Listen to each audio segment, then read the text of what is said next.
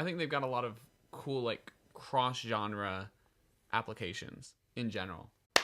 What's up, friends? My name's Kevin Bissay. I'm a singer, a songwriter, and a producer. I'm Zach Fisher. I'm a civil engineer, but I do a podcast. Yeah, it's a music podcast called Don't Skip This One. Make sure to check it out on Spotify. Today, we're going to be checking out The Outside by 21 Pilots. We've both been fans of 21 Pilots for a while. I got more into Trench, but I think this album's still decent. I actually haven't listened to this one a ton. I've listened to the album through once, and I feel like a few of the songs I've listened to a couple more times. So I'll be going into this pretty blind, but it'll be fun. Let's start it out. Make sure to subscribe if you haven't already.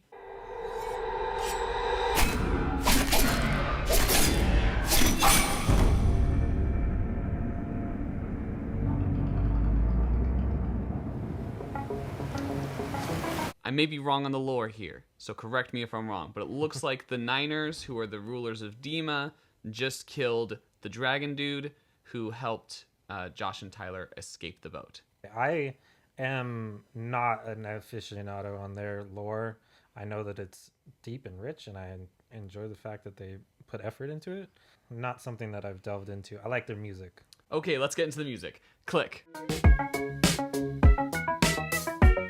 Okay, I remember the song. I'm already bored.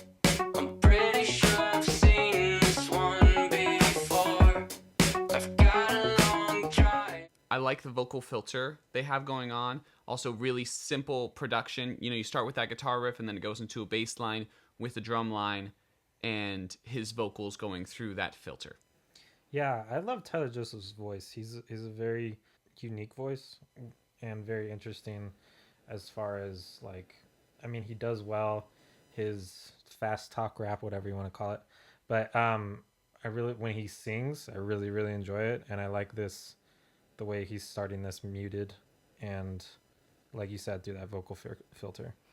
One thing you'll notice about the vocal filter is that it's taking off a bit of the high end for the EQ, and that's so that as you progress through the song, it sounds more exciting.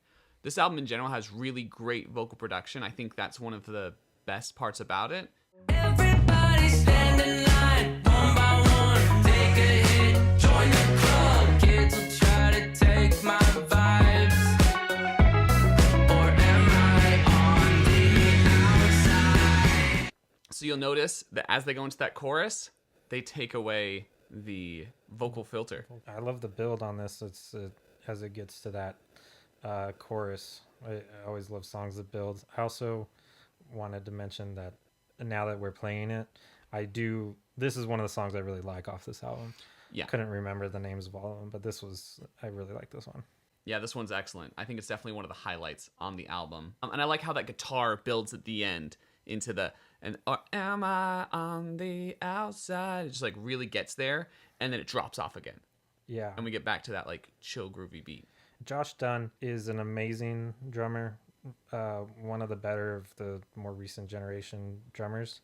And I love that he is not a constant, it's not a constant like show for him. I don't know how best to say it, but like he's willing to just do the regular drum beats, and maybe they do it in just an electronic, I'm not sure. Their drums can go from just a regular keeping time, keeping beat to very intense, very impressive skill-wise. So yeah, he knows when to scale back.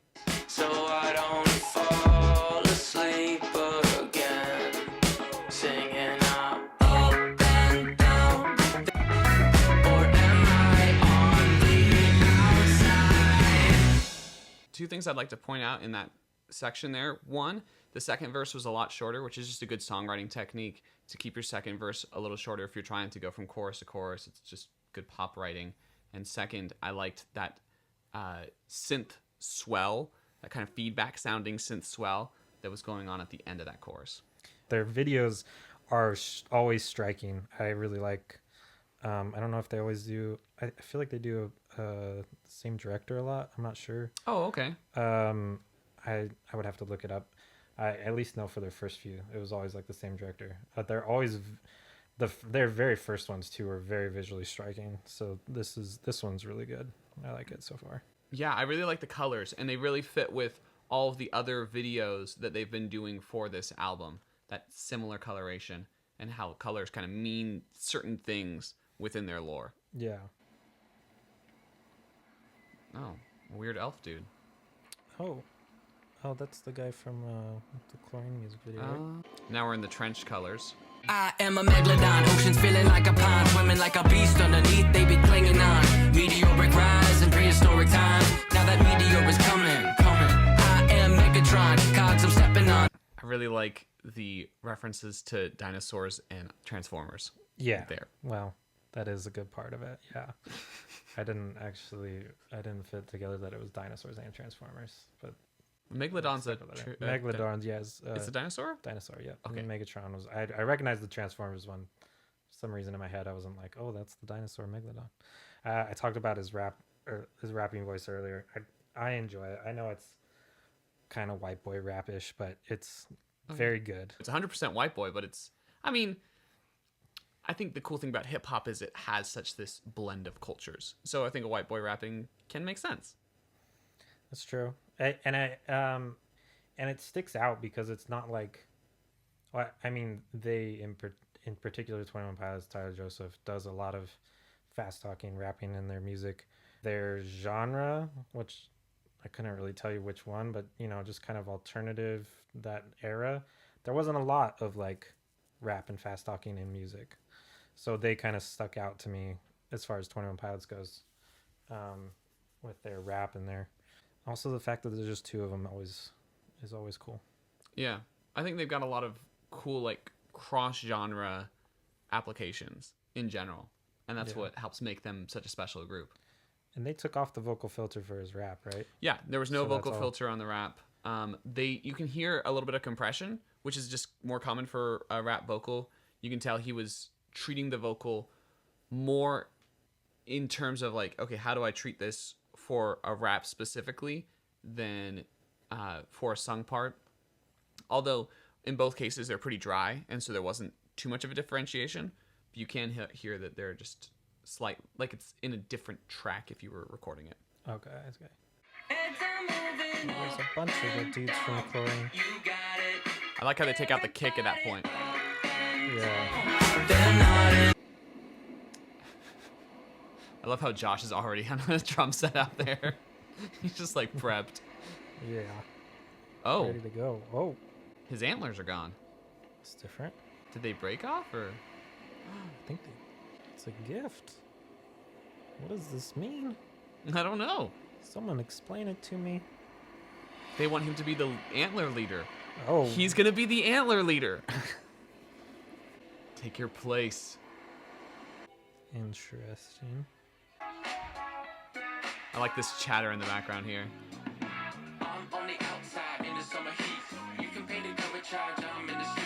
The vibe of his vocal is very much like this chill, like I'm on the outside in the summer heat, and then the chatter kind of fits with something you'd expect at like a summer kickback, or summer Okay, barbecue. okay. Yeah, that's a good point. I didn't think about that, but yeah, it fits in well. I like that we're getting to Josh drumming because I always enjoy his drumming.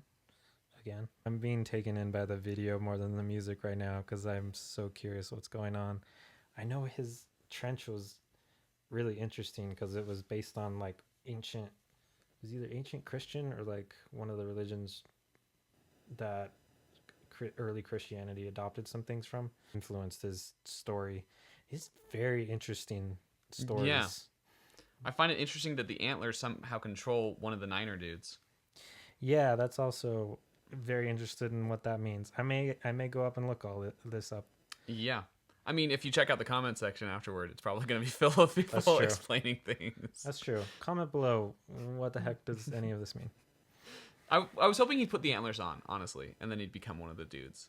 Yeah, that would have been cool. But this is also, I mean, he's also controlling the guy from earlier in the videos. That's also Yeah. kind of cool. Yeah, no, for sure. It's cool where they went. It's fun to see the Niner dude just kind of chilling out dancing. Yeah. I like the seaweed on the drum set. Yeah. Fits in well. For sure. Those are the trench people. Those trench people are back. Do they have a different name besides trench people? Tell us below. I think the Resistance does have a name. I think they have like a specific name. Probably. I like that guitar solo on the end. It was just like it was nice how it interplayed with the bass. You know. Yeah. That video was fascinating though. It kind of reminds me. It kind of makes me think, oh, there's a new album coming with like a new concept. Yeah. It reminds me of what they did for the last video they put out for Blurry Face, because that one had their car crash, and then the car crash is like part of all the Trench stuff. That's right. Yeah. I know. But Heavy Dirty Soul is the song. That's right. Yeah, I know what you're talking about. Yeah, I feel like the same thing's going on here. It's very interesting that I'm gonna get off on the lore that I barely know about, so people are probably gonna correct me, but I love that it started in Blurry Face, because there was nothing about this to my recollection in Vessel. Right. And then in Blurry Face, he created the character Blurry Face in order to inhabit different characteristics. Is vaguely what I remember from a interview with him. It was like, I want to play at I want to inhabit someone else that's looking at me and analyzing me, Right. or like something like that. And then like Blurry Face grew into a character that was part of, if I'm remembering my lore right, that Blurry Face was one of the Niners. Right.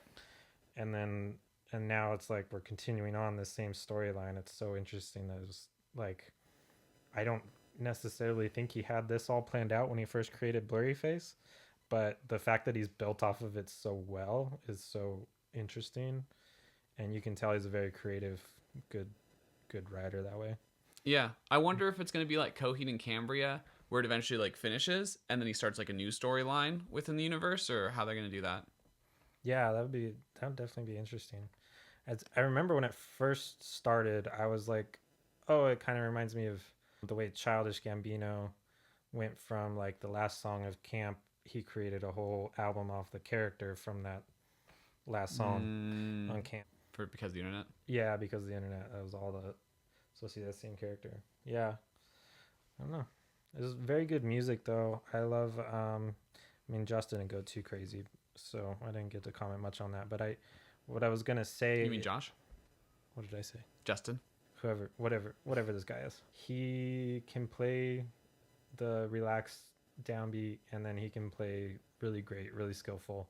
I feel like there are drummers out there, and I almost don't want to name names so that people don't like say like you're totally wrong. But there's like a few drummers I'm thinking farther in history that it's like they're constantly on the whole song.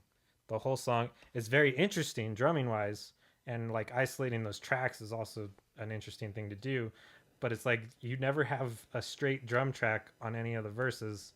It's just the guy going at it 100% the whole time, using the whole drum set in many different ways, varying patterns. There's no patterns, and Josh isn't afraid to just like, I'll just do a simple beat for this part because we're focusing like he's intentional about the song focusing on, we're going to focus on the verse. What Tyler's talking about, okay, we're in a drum break, we're in a chorus, I'm going to go to, showing off and showing my skill. So yeah, he's very like compositionally intelligent in that way. Mm-hmm. Working with Amy on this latest EP we put out, Gonna Make It, with Jock, link in the description comment section, I noticed she had a similar ability where we brought something to her, and she's a phenomenal jazz drummer. So she's incredibly talented, has amazing time, and can do amazing things, but she didn't do those things right off the bat or all the time. She knew when to cut back and when it wasn't as important. Yeah. And I think that knowledge among musicians is so important, and that ability to kind of take a step back. One of the things I love about Tyler and Joseph is that in every interview, when they ask how you guys met, they say in a completely different story. Do they change the story every single time? I'm pretty sure it's every single time. Maybe they've used repeats because they've probably done a lot of interviews. But for a while there, I would just go on YouTube when I was like bored and I was like, I want to like quick laugh. I would just go look up an interview with them where they asked, how did you guys meet? And it's always the randomest stuff. Like one of the times Tyler was like, oh, the rest of the band had quit, so we had to have auditions. And there was this really great drummer guy, and I loved him, And then we like kept auditioning, and there was this guy that wasn't so great, and I reached out to the best drummer guy, and he wasn't available, so I got Josh. It's like they're great together. They're awesome. Do I want to start doing that with Harley? Because we told the actual story of how we met on the podcast we did of like our own podcast. Yeah. But I think it'd be really funny to start like just telling lies whenever people ask us. That's amazing. I love it. How do these things end? Hope you enjoyed the video. Make sure to subscribe if you haven't already. Check out Zach's podcast. Don't skip this one. I'll have a link in the description. It's great. Check out the ones that Kevin's on. Those are good ones. I'm on Spotify mainly. You can also listen on Anchor. And we have an Instagram and a Twitter now. Great.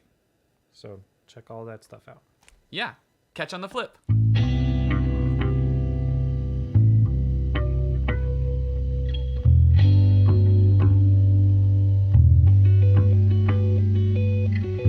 able to hold that for a really long time. That's impressive. Thanks.